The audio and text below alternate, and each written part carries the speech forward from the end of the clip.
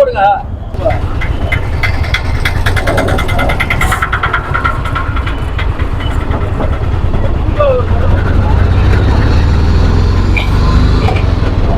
இப்போ வந்து பார்த்தீங்கன்னா நம்ம சேலம் பழைய பஸ் ஸ்டாண்டில் இருக்கோம். கஸ்டமர் வந்து பார்த்தீங்கன்னா நம்ம அட்டுல் ஆட்டோ ட்ரையல் பார்க்குறாப்புல வண்டி எப்படி இருக்குது அப்படின்னு.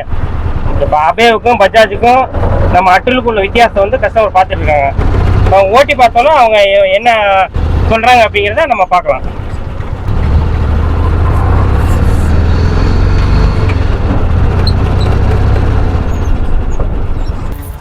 ஆனால் உங்கள் பேர்னா? என் பேர் சின்ன தம்பிங்க. சின்ன தம்பி. நீங்கள் என்ன ஏரியாண்ணா? கலாரம்பட்டி. இப்போ அட்டுல் ஆட்டோ ஓட்டி பார்த்தீங்களா, எப்படின்னா இருக்குது? ஓட்டுறதுக்கு நல்லா ஸ்மூத்தாக இருக்குது, நல்லா கம்ஃபர்டபுளாகவும் இருக்குது. இப்போ என்னென்னா கேஸ் வந்து 1 லிட்டருக்கு வந்து எத்தனை கிலோமீட்டருக்கு வந்துடும் மைலேஜ்? 1 கிலோ அடிச்சிங்க அப்படின்னா 40 மைலேஜ்ண்ணா. 40 மைலேஜ். இப்போ நீங்கள் என்ன வண்டி வச்சுருக்கீங்க? நான் வந்து அபே வச்சுருக்கேன். அபே வச்சுருக்கீங்க.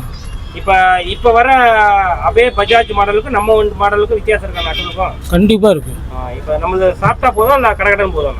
சாப்பிட்டா நல்லா ஸ்மூத்தாக போகுது. இப்போ வர பஜாஜ் வண்டி அபே வண்டி வந்து லோக்கல் பட்டியல் வேலை செய்ய முடியுங்களா? பண்ண முடியாதுங்க. அது நம்ம அட்டுல் வண்டி பண்ணலாங்களா? அது பண்ணோம் அப்படின்னா வந்து கம்பெனிக்காரங்க தான் வந்து பண்ணி ஆகணும். இப்போ நீங்கள் இதை பற்றி இந்த அளவுக்கு தெளிவாக சொல்கிறீங்க, லோக்கல் பட்டியலே விட்டு மெக்கானிக்கல் வேலை செஞ்சுக்கலாம் அப்படின்ட்டு. இப்போ அட்டுல் வண்டி பண்ணலாம். ஓகேண்ணா. இப்போ பஜாஜ் அபே பியாஜில் வந்து கயிறு போட்டு ஸ்டார்ட் பண்ண முடியுமாண்ணா? இப்போ முடியாது. இப்போ அட்டுலில் வந்து பண்ணலாமாண்ணா? பண்ணிக்கலாம்.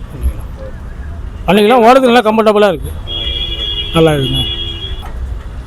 இது வந்து எவ்வளோங்க வருது அமௌண்ட்? வண்டி ரேட் வந்து பார்த்தீங்கன்னா 385ண்ணா. 385 பர்மனெண்ட்டோட சேர்த்து. பர்மிட்டுக்கு வந்து பார்த்தீங்கன்னா 25 ரூபா. 25 ரூபா. அது எவ்வளோ நாள் வரும்? ஃபஸ்ட்டு வண்டிக்கு வந்து பார்த்தீங்கன்னா ஒரு 65-70 ரூபா வாடகை விடலாண்ணா. சொந்த வீடாக இருந்துச்சுன்னா ஒரு 45-50 ரூபா. சரிங்க. இதில் ஏதாவது வண்டி எதாவது எக்ஸ்சேஞ்ச் பண்ணுற மாதிரி வாய்ப்பு இருக்குங்களா? தாராளமாக பண்ணிக்கலாம். அப்போ என்ன ரேட்டுக்கு எடுத்துக்கங்க? எனக்கு